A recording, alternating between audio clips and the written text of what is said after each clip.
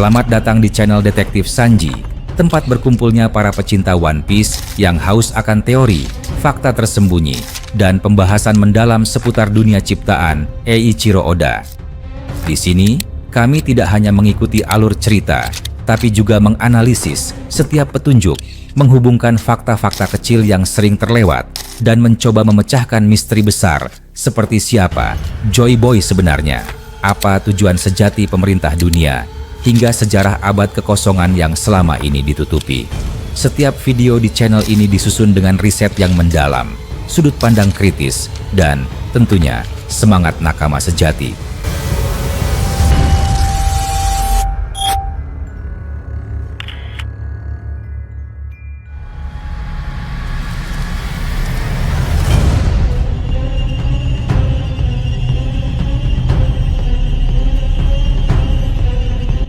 Segalanya dimulai dengan janji sederhana, bahwa kelanjutan kisah besar ini akan hadir dalam waktu singkat, dan memang janji itu ditepati.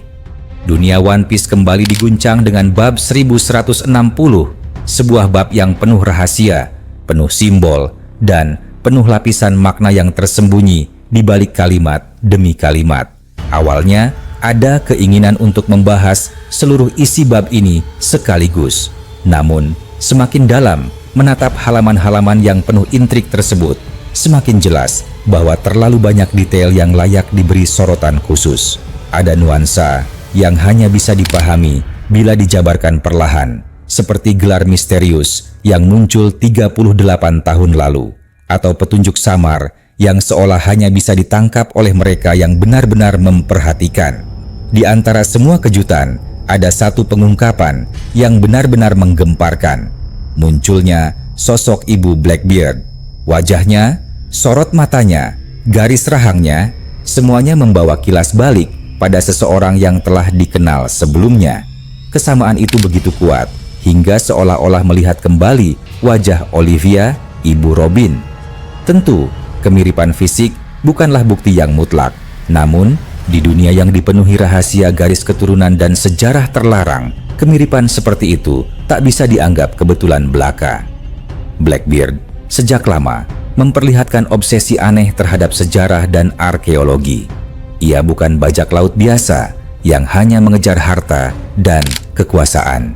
Ia menggali, mencari, bahkan terobsesi dengan rahasia abad kekosongan. Bila benar, Ibu Blackbeard berasal dari garis darah yang sama dengan Olivia, maka mungkin darah pengetahuan itu memang sudah mengalir sejak lama. Bayangkan, seorang perempuan yang menantang larangan dunia hanya untuk mencari kebenaran, mewariskan rasa haus akan sejarah pada anaknya, hingga akhirnya anak itu tumbuh menjadi salah satu bajak laut paling berbahaya di seluruh samudra. Namun dunia tidak pernah ramah pada pencari kebenaran. Ohara adalah buktinya. Mereka dicap sebagai iblis hanya karena berusaha memahami sejarah yang sengaja dihapus.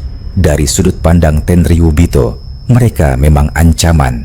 Mereka adalah api kecil yang berpotensi membakar seluruh tatanan yang sudah dijaga ribuan tahun. Jika Ibu Blackbeard benar-benar bagian dari garis darah itu, maka nasibnya pun mungkin tidak jauh berbeda. Dalam mata dunia, ia hanyalah iblis lain yang pantas dimusnahkan. Kisah ini semakin dalam ketika teringat kata-kata Robin tentang legenda Davy Jones. Disebutkan bahwa Davy Jones adalah sosok yang dihubungkan dengan iblis. Dan bila ditarik garis halus antara legenda itu dengan kenyataan, kemungkinan besar ada kaitan erat antara keluarga Dee dengan kegelapan yang selalu membayangi dunia ini. Menariknya, penjelasan pertama tentang Davy Jones dalam manga pun datang dari Robin, bukan dari orang lain. Detail itu seolah-olah menegaskan bahwa garis keturunan Olivia melalui Robin memang memiliki koneksi khusus dengan misteri keluarga Dee. Mural-mural kuno di Elbaf menggambarkan sosok menyerupai iblis. Gambaran itu bukan sekadar dekorasi atau legenda rakyat semata. Ada kemungkinan bahwa mural itu sebenarnya lahir dari kenyataan bahwa salah satu penguasa sejati dunia, Imu Sama, memang memiliki kekuatan untuk bertransformasi menyerupai iblis. Sejarah dipelintir kebenaran dikubur, dan akhirnya keturunan D, kaum Bukanir, serta para peneliti abad kekosongan dicap sebagai iblis. Dunia percaya pada kebohongan itu, sementara kebenaran terkunci rapat dalam catatan yang dihancurkan. Misteri berikutnya muncul dari nama Nico. Apakah itu murni nama keluarga Olivia ataukah nama suaminya yang diwariskan pada Robin? Dalam tradisi Jepang, seorang janda dapat memilih untuk tetap menggunakan nama keluarga suaminya atau kembali pada nama aslinya. Kemungkinan apapun bisa terjadi. Hal ini menimbulkan pertanyaan besar karena jika nama Nico memang garis asli Olivia, maka keterhubungan antara Robin dan masa lalu jauh lebih kuat daripada yang diperkirakan sebelumnya. Menariknya, ada penyanyi asal Jerman bernama Nico yang pernah dijuluki pendeta kegelapan karena lagu-lagunya yang suram. Julukan itu sangat cocok dengan Robin yang seringkali melontarkan kata-kata bernuansa gelap, penuh firasat, seolah membawa aura misterius yang tak bisa diabaikan. Dalam dunia One Piece, hanya ada dua orang yang benar-benar memiliki pemahaman mendalam tentang senjata kuno. Robin adalah yang pertama, sosok yang sejak kecil terikat dengan sejarah dan arkeologi. Namun, sosok kedua tidak lain adalah Blackbeard. Ada kemungkinan besar ia sudah mendengar tentang Poseidon dan Pluton, mungkin melalui koneksi dengan Kaido, atau informasi yang diperoleh dari sumber-sumber gelap lainnya. Dengan latar belakang keluarga yang mungkin berasal dari garis keturunan peneliti sejarah, sangat masuk akal bila Blackbeard memiliki pemahaman yang lebih dalam tentang senjata kuno dibandingkan para bajak laut biasa.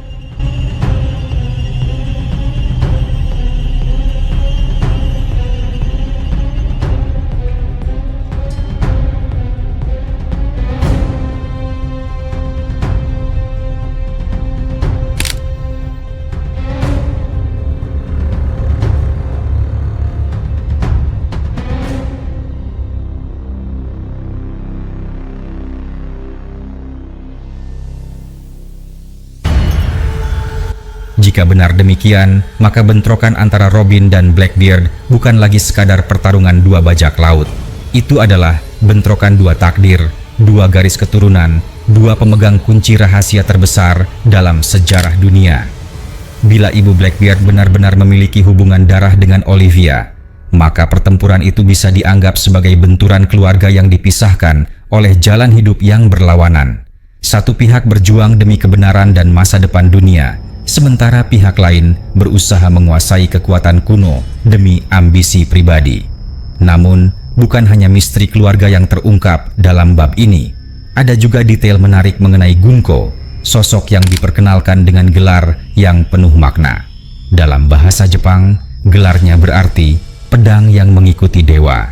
Disebutkan pula bahwa ia adalah sosok yang dididik langsung oleh ksatria suci. Ini menandakan bahwa perannya mungkin sebagai calon ksatria, seorang murid yang dipersiapkan untuk menjadi anggota penuh. Dari sini muncul hipotesis bahwa tokoh-tokoh besar seperti Garling dan Shamrock pun mungkin pernah memulai dari posisi yang sama. Mereka membuktikan kekuatan, naik peringkat, hingga akhirnya memegang posisi tertinggi dalam hierarki ksatria suci. Dalam bab ini, sama seperti pada bab 1096, terlihat jelas bahwa Garling adalah pemimpin ksatria suci. Artinya, 38 tahun lalu pun ia sudah berada di posisi itu. Namun, ada detail menarik bila dibandingkan dengan bab 1137. Saat itu, gelar Garling dan Shamrock berbeda. Dalam terjemahan bahasa Inggris, keduanya disebut komandan. Tetapi, dalam teks asli Jepang, perbedaan sangat mencolok. Garling disebut Kamino, komandan tertinggi, sedangkan Shamrock hanya disebut Dancho, kapten ksatria suci. Dalam struktur militer, perbedaan itu sangat penting. Kapten adalah pemimpin pasukan di garis depan, memberi perintah langsung di medan perang. Sementara komandan tertinggi berada di atas, mengawasi seluruh organisasi, memberi perintah besar, dan jarang terjun ke garis depan. Contoh serupa terlihat pada Dragon, pemimpin pasukan revolusi. Gelarnya sebagai komandan membuat banyak orang mengira ia pasif, padahal ia sebenarnya mengatur strategi besar dari balik layar. Dengan memahami hal ini, jelas bahwa 38 tahun lalu, Garling masih menjadi kapten yang memimpin langsung di medan perang God Valley. Namun, seiring waktu, ia naik menjadi komandan tertinggi. Jika demikian, berarti sebelum Garling naik, sudah ada seseorang yang menduduki posisi itu. Nama yang paling masuk akal adalah Shepard Jupiter. Ada kemungkinan bahwa dalam insiden besar, salah satu Gorosei hilang atau terbunuh, sehingga Jupiter dipromosikan, Garling naik menggantikannya, dan kursi kapten pun kosong. Dari situlah Gunko, yang tadinya hanya pedang dalam pelatihan, akhirnya naik menjadi anggota penuh. Dan di sini terselip sebuah ironi yang hampir seperti candaan nasib. Pada masa itu, Shamrock masih bayi. Namun kini, Shamrock justru menjadi kapten, sedangkan Gunko yang seolah tak berubah sedikit pun penampilannya masih dipanggil dengan gelar lamanya. Sebuah permainan waktu yang pahit menunjukkan bagaimana sejarah bisa memutarbalikkan posisi seseorang dengan cara yang tak terduga. Istilah Camino sendiri sering diterjemahkan sebagai Holy Knight dalam bahasa Inggris. Namun, terjemahan itu terasa kurang tepat. Ada nuansa lebih dalam, seakan-akan gelar itu menyimpan makna sakral sekaligus mengerikan. Mungkin suatu hari makna sebenarnya akan terungkap. Hingga saat itu tiba, gelar ini tetap menjadi misteri yang menghantui halaman-halaman manga, menunggu saat yang tepat untuk diuraikan. Dengan bab ini, One Piece kembali membuktikan bahwa kisahnya bukan sekadar petualangan bajak laut. Ada lapisan sejarah, darah, takdir, dan rahasia yang saling terkait. Setiap nama, setiap gelar, setiap mural kuno, hingga sorot mata seorang ibu yang baru diperlihatkan, semuanya bisa menjadi kunci untuk membuka misteri terbesar dunia. Dan semakin dalam menyelam, semakin jelas bahwa tidak ada yang benar-benar kebetulan. Di dunia One Piece, ada rahasia besar yang terbungkus rapi di balik kata-kata. Satu istilah yang terdengar sederhana, namun menyimpan makna yang mampu mengguncang fondasi sejarah. Ksatria suci. Sekilas, kata itu terdengar seperti malam yang suci, sebuah istilah yang mungkin diasosiasikan dengan ritual keagamaan. Namun, kenyataannya jauh berbeda. Oda dengan penuh kesengajaan menolak untuk menggunakan istilah yang biasa dipakai dalam bahasa Jepang untuk malam suci. Sebagai gantinya, ia memilih kata kami. Kata ini tidak berkaitan dengan Tuhan atau dewa dalam pengertian di dunia nyata, melainkan hampir pasti mengarah pada makhluk yang selama ini berdiri di puncak dunia, Tenryubito. Dan lebih khusus lagi, istilah itu menyinggung sosok misterius yang dikenal sebagai Imusama. Jika diperhatikan lebih jauh, istilah Mary Joyce yang disebut sebagai Tanah Suci memang ditulis dengan karakter kanji yang secara jelas berarti suci.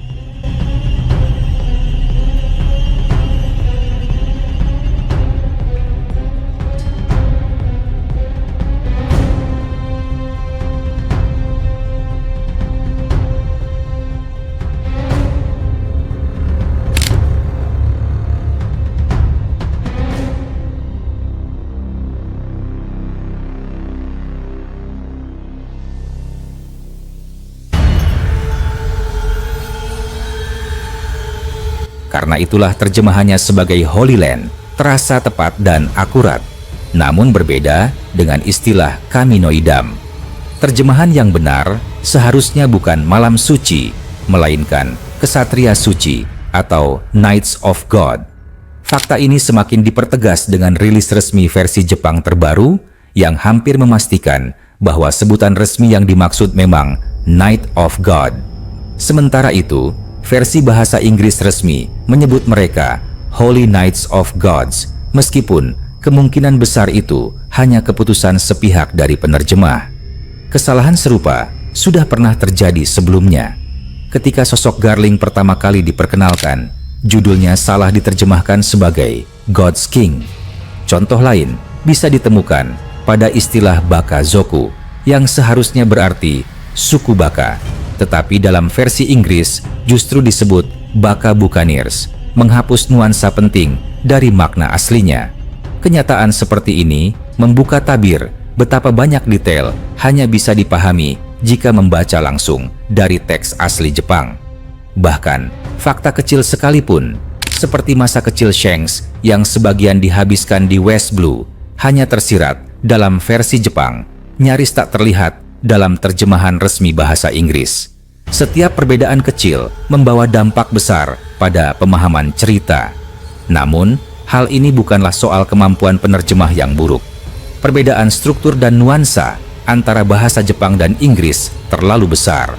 Jika diterjemahkan terlalu harfiah, hasilnya justru terdengar aneh dan janggal. Maka, kesenjangan makna semacam itu adalah hal yang tak terhindarkan. Namun, di balik diskusi bahasa yang rumit, terletak peristiwa paling bersejarah, Turnamen God Valley. Di tempat itu, sejarah dunia One Piece berubah selamanya. Para Tenryubito datang dari Marijoa bukan hanya untuk menyaksikan, tetapi juga untuk memasang taruhan. Dalam percakapan mereka, tersirat bahwa taruhan dilakukan pada pertandingan keluarga Shepherd dan juga pertarungan individu melawan Gonko. Sebelumnya, salah satu anggota keluarga Big Mom pernah menyebut istilah Shizuen Clan Match. Dari sanalah muncul kecurigaan bahwa turnamen di God Valley terbagi ke dalam dua kategori, pertarungan tim dan pertarungan individu. Dan ternyata kecurigaan itu memang benar. Bahkan besar kemungkinan jumlah hadiah yang diberikan berbeda-beda, tergantung kategori yang dimenangkan. Di tengah suasana itu, ada sosok kecil yang mungkin saja hadir. Don Quixote do Flamingo. 38 tahun lalu, usianya baru 3 tahun, namun cukup untuk merekam ingatan samar yang kelak membentuk wataknya. Menyaksikan turnamen penuh darah dan pertaruhan itu, benih ambisi mungkin tertanam di dalam dirinya. Bertahun-tahun kemudian, benih itu tumbuh menjadi permainan kejam yang dipertontonkan di Dressrosa, di mana manusia diperlakukan layaknya bidak dalam permainan seorang raja sadis. Tak lama setelah itu, dua kelompok bajak laut terkuat menyerbu God Valley. Bajak laut Rox dan bajak laut Roger, dua nama besar yang kelak akan menggetarkan dunia, memasuki arena pertempuran. Hampir semua anggota penting bajak laut Rox terlihat, namun sekali lagi ada satu yang absen, Ochoku. Ia memilih tetap tinggal di Hachinosu. Pengkhianatan yang ia lakukan dan dampaknya bagi masa depannya menjadi salah satu titik menarik yang menambah kerumitan sejarah bajak laut Rox. Yang paling mencolok dari pertempuran itu bukan hanya kekuatan, melainkan bagaimana kru Rox terasa retak. Sebagian besar sibuk dengan Shakuyaku, sementara Rox, Kaido, dan Linlin justru teralihkan oleh urusan lain. Retakan itu menggambarkan dengan jelas bahwa kelompok Rox bukanlah kru yang bersatu, melainkan sekumpulan individu yang berkumpul hanya demi kepentingan pribadi. Maka, tidak heran ketika Garp melihat bagaimana kru Roger saling melindungi, bertarung dengan harmoni, ia langsung menyebut mereka bajak laut tipe kooperatif, sebuah cerminan yang kontras dengan kehancuran internal bajak laut Rox. Peristiwa God Valley juga digambarkan secara detail dalam buklet volume 4 miliar yang dibagikan bersama film Red. Di sana, salah satu anggota bajak laut Roger berkata, "Kami juga mencuri harta itu." Ungkapan ini bukan hanya sekadar klaim pencurian biasa. Ucapannya menunjukkan bahwa yang mereka ambil lebih dari sekadar harta benda. Seperti yang pernah diucapkan Rox sendiri, ada 3 hadiah utama dalam turnamen God Valley: Shakuyaku, harta, dan buah iblis. Karena sebagian besar anggota kru Roger tidak pernah terlihat memakan buah iblis, kemungkinan besar hadiah utama yang mereka bawa adalah Shakuyaku. Ketika melihat Shakuyaku hidup hingga hari ini, tinggal bersama Rayleigh, asumsi bahwa Rayleigh lah yang menyelamatkannya dari God Valley semakin masuk akal. Dalam salah satu adegan, Garp diperlihatkan melempar bola meriam dengan tangan kosong. Adegan ini bukan sekadar hiburan visual, melainkan bukti bahwa kekuatan khasnya sudah terlihat sejak dulu. Lebih dari itu, Momen tersebut menjadi paralel dengan apa yang dilakukan Luffy di Onigashima ketika ia melempar petir. Pola ini menegaskan ikatan darah yang diwariskan dari generasi ke generasi, dari ayah ke anak, dari leluhur ke pewaris. Sementara itu, sosok Roger muda dengan senyum dan aura khasnya selalu memberikan nuansa yang mengingatkan pada Ace, sang putra yang tidak pernah sempat bertemu ayah kandungnya. Namun, di balik semua sorotan itu, ada satu sosok penting yang masih misterius, Dragon. Nama besar yang kelak dikenal sebagai musuh terbesar pemerintah dunia. Hingga kini, belum mendapat porsi cerita dalam rangkaian peristiwa God Valley. Banyak yang percaya bahwa keterlibatan Dragon pada masa lalu menyimpan rahasia yang akan mengubah pemahaman tentang keseimbangan kekuatan dunia. Meskipun peran Dragon belum terungkap dalam kisah ini, bayangan tentangnya terus membayangi, menunggu saat yang tepat untuk muncul ke permukaan. Bahasa Jepang menyimpan nuansa yang seringkali hilang dalam terjemahan. Setiap kanji, setiap pilihan kata, selalu membawa lapisan makna yang tidak bisa digantikan. Dari situlah lahir kesalahpahaman, seperti penyebutan God's King yang salah, atau hilangnya detail penting seperti masa kecil Shanks di West Blue. Namun, justru karena perbedaan itu, cerita One Piece semakin kaya. Setiap detail yang berbeda membuka ruang untuk teori, analisis, dan diskusi tanpa akhir. Turnamen God Valley bukan sekadar pertarungan memperebutkan hadiah. Ia adalah panggung di mana Tenryubito bertaruh atas nyawa manusia, di mana bajak laut terkuat saling bertarung demi harga diri, dan di mana benih masa depan ditanam. Dari tragedi itu, lahirlah kisah tentang pengkhianatan, perpecahan, dan harapan. Dari sana juga muncul cerminan tentang arti persahabatan sejati, ketika kru Roger menunjukkan bagaimana kebersamaan dapat menjadi kekuatan yang melampaui segalanya. Hingga hari ini, God Valley tetap menjadi misteri yang membakar rasa penasaran. Setiap potongan informasi baru menambah kepingan pada teka-teki besar sejarah dunia. Dan meskipun banyak pertanyaan belum terjawab tentang Dragon, tentang Imusama, tentang rahasia Tenryubito, satu hal pasti, cerita ini masih jauh dari selesai. Di balik setiap kanji Jepang, di balik setiap perbedaan terjemahan, tersimpan kunci menuju kebenaran yang akan mengguncang dunia.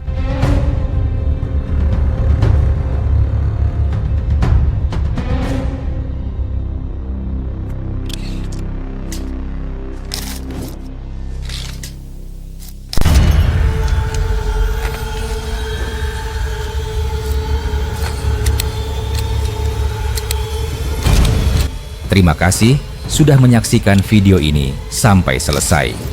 Kalau kalian menikmati konten ini, jangan lupa klik tombol like, tinggalkan komentar di bawah, karena semua teori dari kalian juga sangat berarti dan bisa jadi bahan diskusi di video berikutnya. Dan tentu saja, klik subscribe serta aktifkan lonceng notifikasi supaya kalian tidak ketinggalan update terbaru dari kami. Sampai jumpa di video selanjutnya.